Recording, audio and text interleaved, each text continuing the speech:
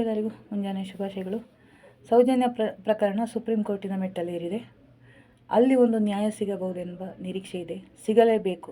ಯಾಕಂದರೆ ಈ ವರ್ಷ ನಾನು ಸ್ಟಾರ್ಟಿಂಗಲ್ಲಿ 2026 ಸೌಜನ್ಯ ಹೋರಾಟಗಾರರ ಅಸಲಿ ಸೌಜನ್ಯ ಹೋರಾಟಗಾರ ನಿಜವಾಗಿ ನ್ಯಾಯಕ್ಕೋಸ್ಕರ ಯಾರು ಹೋರಾಡ್ತಾ ಇದ್ದಾರೋ ಅವರಿಗೆ ಒಂದು ಹೋರಾಟಗಾರರ ವರ್ಷ ಅಂತ ನಾನು ಹೇಳಿದ್ದೀನಿ. ಯಾಕಂದರೆ ಕಳೆದ 2 ವರ್ಷ ನನ್ನನ್ನು ಸೇರಿಸಿ ತುಂಬ ಕೇಸುಗಳು ನಮ್ಮ ಮೇಲೆ, ಹೋರಾಟಗಾರರ ಮೇಲೆ ಆಗಿದೆ.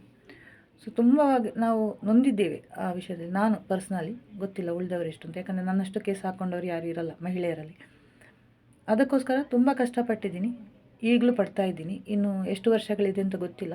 ಎಲ್ಲವೂ ಒಂದು ಸಮನ್ಸ್ ರಿಸೀವ್ ಮಾಡಿ ವಿಚಾರಣಾ ಹಂತದಲ್ಲಿದೆ. ಅದೊಂದು ಕಡೆ ಆದರೆ, ಇಷ್ಟೆಲ್ಲ ನಾನು ಕಷ್ಟಪಟ್ಟ ಮೇಲೆ ನಾನು ಸೌಜನ್ಯನಿಗೆ ನ್ಯಾಯ ಸಿಗೋದಕ್ಕೆ ವಿರುದ್ಧ ಅಂತ ಕೆಲವರ ಮನಸ್ಸಲ್ಲಿದೆ. ಖಂಡಿತ ಇಲ್ಲ. ನಾನು ಮತ್ತೆ ಹೇಳ್ತಾ ಇದ್ದೀನಿ, ಆ ಒಂದು ಪಕ್ಷದಿಂದ, ಈ ಬುರುಡೆ ಗ್ಯಾಂಗಿನಿಂದ ಹೊರಗೆ ಬಂದಿದ್ದೀನಿ. ಬಿಟ್ಟರೆ ನನ್ನ ನಿಲುವು ಸೌಜನ್ಯನಿಗೆ ನ್ಯಾಯ ಸಿಗಬೇಕು ಅಂತಲೇ ನಾನು ಧ್ವನಿ ಎತ್ತಿದ್ದು. ಸೌಜನ್ಯನಿಗೆ ನ್ಯಾಯಕ್ಕೋಸ್ಕರನೇ. ಅದೊಂದು ಸಾಧಾರಣ ಹೆಣ್ಣಿಗೆ ಅನ್ಯಾಯ ಆಗಿದೆ ಅಂತ.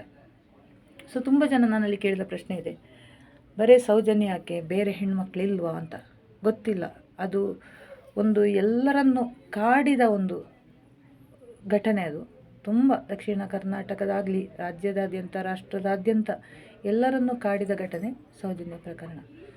ಸೊ ನನಗೆ ತುಂಬ ಡಿಸಪಾಯಿಂಟ್ ಆಗಿದ್ದೇನೆಂದರೆ, ಮರು ತನಿಖೆಗೆ ಮೋಸ್ಟ್ಲಿ ಅದು ನಮ್ಮ ಸಮಾವೇಶ, ಕಾಸರಗೋಡಲ್ಲಿ ಆದ ಕೊನೆಯ ಸಮಾವೇಶ, ಅದು ಉಳಿದ ಸಮಾವೇಶಕ್ಕಿಂತ ವಿಭಿನ್ನವಾಗಿತ್ತು. ಅದು ನಮಗೆ ಆ ಪರ್ಮಿಷನ್ ಸಿಗಲಿಕ್ಕೂ ತುಂಬ ಕಷ್ಟ ಆಯಿತು. ಕೊನೆಗೆ ಸಂತೋಷ್ ಶೆಟ್ಟಿಯವರು ತನ್ನದೇ ಜಾಗದಲ್ಲಿ ಆ ಒಂದು ಸಮಾವೇಶ ಮಾಡಿ ಅದೊಂದು ವಿಭಿನ್ನ ರೀತಿಯಲ್ಲಿ ಅವರು ಮಾಡಿದರು. ಯಾಕಂದರೆ ಅಲ್ಲಿ ಅವತ್ತು ಸತ್ಯನಾರಾಯಣ ಪೂಜೆ ಕೂಡ ಮಾಡಿದರು. ಅಶ್ವತ್ಥ ಮರದವರ ಮನೆ ಮುಂದಿರುವ ಅಶ್ವತ್ಥ ಮರದ ಕೆಳಗೆ ಚಂದಪ್ಪ ಗೌಡ ಮತ್ತು ಕುಸುಮಾವತಿಯನ್ನು ಕುಳ್ಳಿರಿಸಿ ಅವರದೇ ಅದು ತುಂಬ ಚೆನ್ನಾಗಿ ಪ್ರಾರ್ಥನೆ ಕೂಡ ಮಾಡಿದ್ದಾರೆ ಪುರೋಹಿತರು, ಅವಳಿಗೆ ನ್ಯಾಯ ಸಿಗಲೇಬೇಕು ಅಂತ. ಅಲ್ಲಿರುವ ದೇವತೆಗಳು ನಿಮ್ಗೆ ಗೊತ್ತಿದೆ, ಕೇರಳ ದೈವತ್ತಿಂಡಿ ಸ್ವಂತ ನಾಡು ಅಂತ ಹೇಳ್ತಾರೆ, ದೇವರ ಸ್ವಂತ ನಾಡು ಅಂತ. ಆ ಕಾಸರಗೋಡಿನ ಮಣ್ಣಿನಲ್ಲಿ ಆ ಒಂದು ಸಮಾವೇಶ ಆದ ನಂತರ ಅಲ್ಲಿ ನಮ್ಮ ತಮ್ಮಣ್ಣ ಶೆಟ್ಟಿಯವರು ಒಂದು ನುಡಿ ಕೊಟ್ಟಿದ್ದಾರೆ, ನ್ಯಾಯ ಸಿಗುತ್ತೆ. ಯಾಕಂದರೆ ಕೇರಳದ ಮಣ್ಣಿಗೆ ಸೌಜನ್ಯ ಹೋರಾಟ ಬಂತು ಅಂತ. ಅದಾದಮೇಲೆ ಒಂದು ವಾರದೊಳಗೆ ನಮಗೆ ಹೈಕೋರ್ಟಲ್ಲಿ ಸೌಜನ್ಯ ಪ್ರಕರಣ ಮರು ತನಿಖೆಗೆ ಅರ್ಜಿ ಹಾಕಿದ್ದಾರೆ. ಅದೊಂದು ಶುಭ ಸುದ್ದಿ. ಆದರೆ ನಮ್ಮ ದೌರ್ಭಾಗ್ಯ ಏನೋ, ಹೈಕೋರ್ಟಲ್ಲಿ ಅದು ರಿಜೆಕ್ಟ್ ಆಗುತ್ತೆ. ರಿಜೆಕ್ಟ್ ಅಂದರೆ ಅವ್ರಿಗೆ ಹೇಳಿದ್ದು ಕ್ಲಿಯರಾಗಿ, ಮೆಡಿಕಲ್ ಎವಿಡೆನ್ಸ್ ಇಲ್ಲದ್ಮೇಲೆ ನೀವು ಹೇಗೆ ಪ್ರೂವ್ ಮಾಡ್ತೀರಾ ಅಂತ. ಕರೆಕ್ಟ್, ಕೋರ್ಟ್ ದೃಷ್ಟಿಯಲ್ಲಿ ಅದು ಕೂಡ ಕರೆಕ್ಟು. ಸೊ ಅಲ್ಲಿ ನಮಗೆ ಫುಲ್ ನಿರಾಶೆ ಆಯಿತು. ನಾನು ಹಿಂದೆ ಸರಿದೆ, ಎಷ್ಟು ಹೋರಾಡಿದ್ರು ಇಷ್ಟೇ, ದುಡ್ಡಿನ ಮುಂದೆ ಹೋರಾಟ ವ್ಯರ್ಥ ಅಂತ ನಾನು ಸಹ ತಿಳ್ಕೊಂಡೆ. ಸೊ ಅದಾದಮೇಲೆ ದೊತ್ತನೆ ಅಂದರೆ ಹೇಳ್ಬೋದು, ಸ್ವಲ್ಪ ಈ ಡಿಸೆಂಬರಿಂದ ಒಂದು ತಯಾರಿ ಆಯಿತು. ಇದು ಮಹಿಳಾ ಶಕ್ತಿ ಒಂದು ಎದ್ದು ಬಂತು, ಕೊಂದವರು ಯಾರು ಅಂತ. ಇಲ್ಲಿ ಯಾರೂ ನಮಗೆ ಟಾರ್ಗೆಟ್ ಇಲ್ಲ, ಇಷ್ಟೊಂದು ಪ್ರಕರಣಗಳಾಗ್ತದೆ, ಕೊಂದವರು ಯಾರು ಅಂತ. ತುಂಬ ಒಳ್ಳೆ ಕಾನ್ಸೆಪ್ಟ್, ತುಂಬ ಇದಾಗಿತ್ತು. ಅಲ್ಲಿ ನಮಗೆ ಬಾಲನ್ ಸರ್ ಅಂತ ಒಳ್ಳೆ ಅಡ್ವೊಕೇಟ್ ಕೂಡ ಸಿಕ್ಕಿದ್ರು. ಅದು ಪ್ರಕರಣಕ್ಕೆ ಇನ್ನೊಂದು ಶಕ್ತಿ ತುಂಬಿತು. ನನಗೆ ಆಗ ಮತ್ತೆ ಭರವಸೆ ಬಂತು, ಸೌಜನ್ಯ ಹೋರಾಟ ಮುಂದುವರಿಯುತ್ತದೆ ಅಂತ. ಅದೇ ರೀತಿ ಮುಂದುವರಿತಾ ಇತ್ತು. ಇದೀಗ ಒಂದು ಏನೋ ನಿರೀಕ್ಷೆ ಇದೆ. ಈ ವರ್ಷ ನಾನು ಹೇಳಿದ್ದೆ ನಿಮಗೆ, ಭಗವದ್ಗೀತೆಯನ್ನು ಬರಿತಾ ಇದ್ದೀನಿ. ನಾನು ಭಗವದ್ಗೀತೆ ಬರೆದು ಮುಗಿಯೋದ್ರೊಳಗೆ ಈ ಧರ್ಮಯುದ್ಧ ಅಂದರೆ ಇದಕ್ಕೊಂದು ಪ್ರಕರಣಕ್ಕೆ ಅಂತ್ಯ ಹಾಕಬೇಕು. ಯಾರೇ ಆಗಲಿ ಆರೋಪಿ, ಅದು ತಪ್ಪು ಮಾಡಿದವನು ಶಿಕ್ಷೆ ಅನುಭವಿಸಲೇಬೇಕು. ಎಲ್ಲರೂ ಹೇಳ್ತಾರೆ, ಡಿ ಗ್ಯಾಂಗ್ನವ್ರು ಹೇಳಿದ್ರು ಸಂತೋಷ್ ರಾವ್. ಖಂಡಿತ ಸಂತೋಷ್ ರಾವ್ ಮಾಡಿದರೆ ಸಂತೋಷ್ ರಾವ್ಗೆ ಶಿಕ್ಷೆ ಆಗಬೇಕು. ನಾನು ತಪ್ಪು ಮಾಡಿದರೆ ನನಗೆ ಶಿಕ್ಷೆ ಆಗಬೇಕು. ಯಾರು ಪ್ರಭಾವಿಗಳು ಮಾಡಿದರೆ ಅವರಿಗೂ ಶಿಕ್ಷೆ ಆಗುತ್ತೆ. ಯಾಕಂದರೆ ಕೋರ್ಟ್ನಲ್ಲಿ, ಕಾನೂನಿನ ಕಣ್ಣಿನಲ್ಲಿ ನಮಗೆ ತಪ್ಪಿಸ್ಕೊಳ್ಬೋದು ಹಣದ ಪ್ರಭಾವದಿಂದ, ಮೇ ಬಿ ನಂಗೆ ಅನಿಸ್ತದೆ ಈಗ. ಯಾಕಂದರೆ ಪ್ರಸ್ತುತ ಪ್ರಕರಣಗಳೆಲ್ಲ ನೋಡುವಾಗ ಪೊಲೀಸ್ ವ್ಯವಸ್ಥೆ, ಕಾನೂನು ವ್ಯವಸ್ಥೆ ಎಲ್ಲ ಏನೂ ಜನಪರ ಇಲ್ಲ. ಸೊ ನಿಮಗೆ ದುಡ್ಡು ಕೊಟ್ಟರೆ ಏನೂ ಮಾಡ್ಬೋದು ಎಂಬ ಒಂದು ಸ್ಥಿತಿಯಲ್ಲಿ ಬಂದಿದೆ. ಜಡ್ಜಿಗಳಿಗೆ ಕೋಟಿ ಕೊಟ್ಟು ಡೀಲ್ ಮಾಡ್ಕೊಂಡವರಿದ್ದಾರೆ. ಸೊ ಇದೆಲ್ಲ ನೋಡುವಾಗ ನಮಗೆ ಸಂವಿಧಾನದ ಮೇಲೇ ಒಂದು ಡೌಟ್ ಬರ್ತಾ ಇದೆ, ಈ ಥರ ಆಗುತ್ತಾ ಅಂತ. ಆದರೆ ನಿಮಗೆ ನಾನು ಪ್ರತಿಯೊಂದು ವಿಡಿಯೋದಲ್ಲಿ ಒಂದು ವಿಷಯನ ಹೇಳಿದ್ದೀನಿ, ದೇವರ ಕೋರ್ಟು, ದೇವರ ಕಣ್ಣಿಂದ ಯಾರಿಗೂ ತಪ್ಪಿಸಲಿಕ್ಕೆ ಸಾಧ್ಯ ಇಲ್ಲ. ಸೌಜನ್ಯದ ಪ್ರಕರಣದ ಆರೋಪಿಗಳು ಯಾರು ಅಂತ ಗೊತ್ತಾಗುತ್ತೆ. ಅಲ್ಲಿ ಸಾಕ್ಷಿ 3 ಇರೋದು, ಸಾಕ್ಷಾತ್ ಅಣ್ಣಪ್ಪ ಮಂಜುನಾಥ ಮತ್ತು ಎತ್ತರಕ್ಕೆ ನಿಂತಿರುವ ಭಗವಾನ್ ಬಾಹುಬಲಿ. ಆತ ತನ್ನ ಕಣ್ಣಿನಿಂದ ಎಲ್ಲವನ್ನೂ ನೋಡಿದ್ದಾನೆ. ಮತ್ತೆ ವಿಷಯ ಗೊತ್ತಿರೋದು ಆ ಮೃತಳಾದ ಸೌಜನ್ಯನಿಗೆ. ಅವಳಿಗೆ ಬಂದು ಬಾಯಿ ಬಿಟ್ಟು ಹೇಳುವಂಗಿಲ್ಲ ನನ್ನನ್ನು ಯಾರು ಹೀಗೆ ಮಾಡಿದ್ದಾರೆ ಅಂತ. ಬಟ್ ಯಾವುದೋ ಒಂದು ರೂಪದಲ್ಲಿ ಅವಳು ತೋರಿಸ್ತಾಳೆ ಅಂತ 100ಕ್ಕೆ 100 ನನಗೆ ವಿಶ್ವಾಸ ಇದೆ. ನಾನೀಗ ಈ ಹೋರಾಟದ ಪರ ಗ್ಯಾಂಗ್ ಇದೆಯಲ್ಲ, ಮಹೇಶ್ ಶೆಟ್ಟಿ ತಿಮ್ರೋಡಿಯ ಟೀಮು ಅವರ ಪರವಾಗಿ ಮಾತಾಡ್ತಾ ಇಲ್ಲ. ಅಲ್ಲಿಂದ ನಾನು ಹೊರಗೆ ಬಂದಾಯಿತು. ಎಲ್ಲರೂ ಅಂದ್ಕೊಂಡಿದ್ದಾರೆ ನಾನು ಡಿ ಗ್ಯಾಂಗ್ ಸೇರಿದ್ದೀನಿ ಅಂತ, ಡೀಲ್ ಆಗಿದ್ದೀನಿ ಅಂತ. ಖಂಡಿತ ಇಲ್ಲ. ಅದು ಅಣ್ಣಪ್ಪ ಮಂಜುನಾಥನಿಗೆ ಅಷ್ಟೇ ಗೊತ್ತು. ನಾನು ಯಾವತ್ತೂ 1 ರೂಪಾಯಿ ಮುಟ್ಟಿದವಳಲ್ಲ, ಮುಟ್ಟುವವಳಲ್ಲ. ತುಂಬ ಸ್ವಾಭಿಮಾನಿ ನಾನು ಇಂಥ ವಿಷಯಕ್ಕೆಲ್ಲ. ಇದರಲ್ಲಿ ನನಗೆ ನಿಲುವು, ನಾನು ಯಾರನ್ನೂ ನೋಡಲ್ಲ, ಸೌಜನ್ಯನಿಗೆ ನ್ಯಾಯ ಸಿಗಬೇಕು. ಹೋರಾಟಗಾರರು ಅವರ ಸ್ವಾರ್ಥಕ್ಕೋಸ್ಕರ ಸೌಜನ್ಯಗಳನ್ನು ಬಳಸ್ಕೊಂಡ್ರೆ ಅಂತ ಕೆಲವರು, ನಾನು ಈ ಹಿಂದೆ ಹೇಳಿದೆ, ಮಹೇಶ್ ಶೆಟ್ಟಿ ತಿಮ್ರೋಡಿ ಅವ್ರದ್ದು ವೈಯಕ್ತಿಕ ದ್ವೇಷ, ವೀರೇಂದ್ರ ಹೆಗ್ಡೆಯವರು ಅದರ ನಡುವೆ ಸೌಜನ್ಯ ತಂದ್ರ ಅಂತ ಇರಬಹುದು.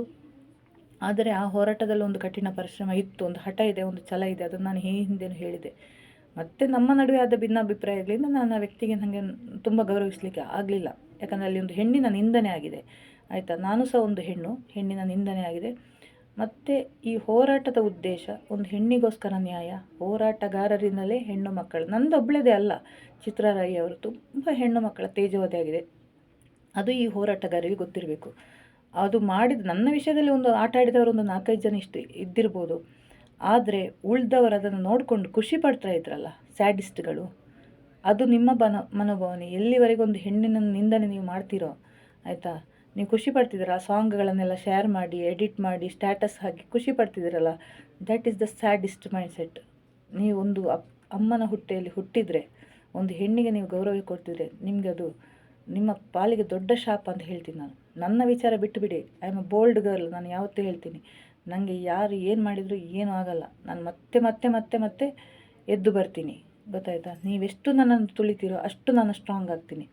ಯಾಕಂದರೆ ನನಗೆ ನಿನ್ನೆ ನನ್ನ ದೊಡ್ಡಕ್ಕ ಕಳಿಸಿದ ಕೆಲವೊಂದು ಯೂಟ್ಯೂಬ್ ವೀಡಿಯೋಸ್ ಇದೆ, ಇದನ್ನು ನೋಡು, ನೀನು ಇದನ್ನು ನೋಡು, ಉಳಿದವರನ್ನು ನೋಡಬೇಡ, ಈ ವೀಡಿಯೋಸನ್ನು ಮಾತ್ರ ನೋಡಿ. 2 ದಿವಸದಿಂದ ಅದನ್ನೇ ನಾನು ಕೇಳ್ತಾ ಇದ್ದೆ ಬೆಳಿಗ್ಗೆದ್ದು. ಸೊ ಅದೇ ನಾನು ತುಂಬ ಎಷ್ಟು ಕೂಲಾಗಿರಲಿಕ್ಕೆ ಕಾರಣ. ಉಳಿದದ್ದು ಯಾವುದೂ ನೋಡಲ್ಲ ನಾನು, ನೆಗೆಟಿವ್ಸ್ ಯಾವತ್ತೂ ಆ್ಯಕ್ಸೆಪ್ಟ್ ಮಾಡಲ್ಲ.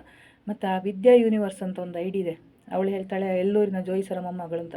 ನೀನು ಯಾವ ಜೋಯಿಸರ ಮೊಮ್ಮಗಳಾದರೂ ನಿನಗೆ ಆ ಸಭ್ಯತೆಯಿಂದ ಇರೋದಿದೆಯಲ್ಲ, ನಿನಗೆ ಇದು ನನಗನ್ನಿಸ್ತದೆ. ಅದು ಬ್ರಾಹ್ಮರಿಸಿ ಅಂತ ಒಂದು ಐಡಿ ಇತ್ತು ಫೇಸ್ಬುಕ್ಕಲ್ಲಿ, ನನ್ನ ಶತ್ರು ಆಗಿದ್ಲವಳು, ಮೋದಿಯ ಪರಮ ಭಕ್ತೆ. ಸೌಜನ್ಯ ಪರ ಹೋರಾಟ ಹೌದು ಅವಳದು, ಆದರೆ BJPಗೆ ಸಪೋರ್ಟು ಅವಳೇ ಆಗಿರಬೇಕದು, ಎಲ್ಲೂರಿನ ಜೋಯಿಸರು ಮೊಮ್ಮಗಳ ಜೋಯಿಸರು ಅಂತ.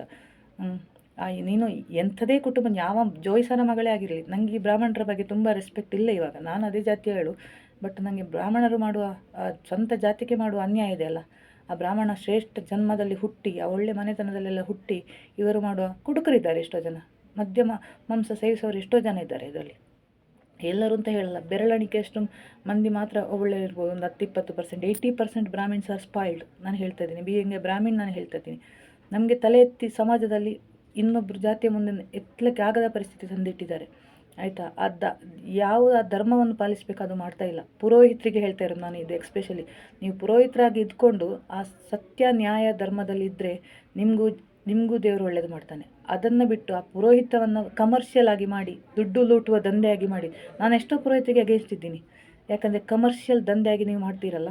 ನನಗೆ ಈ ವಿಚಾರವನ್ನು ಬ್ರಾಹ್ಮಣರಿಗೆ ತರೋದು ಇದಲ್ಲ, ಈ ವಿಚಾರದಲ್ಲಿ ಮಾತಾಡೋದು ಸರಿಯಲ್ಲ, ಬಟ್ ನನಗೆ ಮಾತಾಡಲೇಬೇಕು ಅನಿಸಿತು ಇವತ್ತು. ಯಾಕಂದರೆ ನಾನು ಹೆಮ್ಮೆಯಿಂದ ಹೇಳಬೇಕಾದ್ರು ನಾನು ಬ್ರಾಹ್ಮಣ ಜಾತಿಯಲ್ಲಿ ಬ್ರಾಹ್ಮಣ ಕುಲದಲ್ಲಿ ಹುಟ್ಟುಗಳು ಅಂತ. ಆದರೆ ನನಗೆ ಅಸಹ್ಯ ಆಗ್ತಿದೆ ಕೆಲವೊಮ್ಮೆ ಹೇಳಬೇಕಿದ್ರೆ. ನೀವು ಬ್ರಾಹ್ಮಣರು ಅಂತ ಹೇಳೋದು, ಬ್ರಾಹ್ಮಣರು ಮೀನು ತಿಂತಾರಲ್ಲ, ಬ್ರಾಹ್ಮಣರು ನಾನ್ ವೆಜ್ ತಿಂತಾರಲ್ಲ. ಯಾರು ನಾನ್ ವೆಜ್ ತಿನ್ನಬೇಕು, ಇದು ಅವರವರ ಇದು. ನಾನು ಆಹಾರ ಇದಕ್ಕೆ ಇದು ಹೇಳೋದಿಲ್ಲ, ಬಟ್ ನಾನು ಹೇಳೋದು ಒಂದು ಧರ್ಮದಲ್ಲಿ ಇದ್ಕೊಂಡು ಅದನ್ನು ಫಾಲೋ ಮಾಡಿ ಅಷ್ಟೇ. ಹೆಮ್ಮೆ ಪಡಿ ನೀವು. ನಾನು ಇದು ಬ್ರಾಹ್ಮಣರಿಗೆ ಹೇಳ್ತಾ ಇರೋದು, ಪುರೋಹಿತರಿಗೆ ಎಕ್ಸ್ಪೆಷಲಿ. ನನಗೆ ಅವರ ಮೇಲೆ ಸ್ವಲ್ಪ ಇದಿದೆ, ಕಮರ್ಷಿಯಲ್ ಮಾಡಬೇಡಿ. ಆ್ಯಕ್ಚುಲಿ ಸೌಜನ್ಯ ಪ್ರಕಾರಕ್ಕೆ ಇದಕ್ಕೂ ಸಂಬಂಧ ಇಲ್ಲ, ಆದರೆ ಒಂದು ನನಗೆ ನೆನಪಾಗ್ತಿದೆ. ನನಗೆ ಫಸ್ಟು ಒಬ್ಬ ಮಾತಾಡಿದ, ಕೆಟ್ಟ ಶಬ್ದದಿಂದ ಮಾತಾಡಿದ ಒಬ್ಬ ರಾಘವೇಂದ್ರ ಬಾರಿತಾಯ ಅಂತ ಒಬ್ಬ ವ್ಯಕ್ತಿ ಇದ್ದಾನೆ ಬೆಳ್ತಂಗಡಿಯಲ್ಲಿ, ಅವೊಂದು ನೆನಪಾಯಿತು ಸಡನ್, ಆಯಿತಾ. ಸೊ ಒಬ್ಬ ಬ್ರಾಹ್ಮಣನಾಗಿ ಅದು ವಿದ್ಯಾಪೀಠ ಸಂಸ್ಥೆಯಲ್ಲಿ ಕಲಿತು ಅವನ ಬಾಯಿಂದ ಕೆಟ್ಟ ಕೆಟ್ಟ ಶಬ್ದಗಳು ನನ್ನ ಬಗ್ಗೆ ಆಗಿದೆ. ಸೊ ಅದನ್ನು ನೆನಪಿಸ್ಕೊತಾ ಇದ್ದೀನಿ. ಸೊ ಸೌಜನ್ಯ ಪ್ರಕರಣಕ್ಕೆ ನ್ಯಾಯ ಸಿಗಬೇಕು. ಮಹೇಶ್ ಅಣ್ಣದ ಕಠಿಣ ಪರಿಶ್ರಮ ಇದೆ ಅದರ ಹಿಂದೆ, ಬಟ್ ವೈಯಕ್ತಿಕವಾಗಿ ನನಗೆ ಆ ವ್ಯಕ್ತಿಯ ಮೇಲೆ ಗೌರವ ಇಲ್ಲ. ಅದು ನಾನು ಹಲವಾರು ಬಾರಿ ಹೇಳಿದ್ದೀನಿ. ಇರ್ಬೋದು ಆ ವ್ಯಕ್ತಿಯ ಹೋರಾಟದ ಫಲದಿಂದಲೇ ಇಷ್ಟು ಮಂದಿ ಬಂದಿರ್ಬೋದು, ಬಟ್ ನೋಡೋಣ, ಕಾದು ನೋಡೋಣ. ಎಲ್ಲವೂ ಕಾಲಾಯ ತಸ್ಮೈ ನಮಃ ಅಷ್ಟೇ.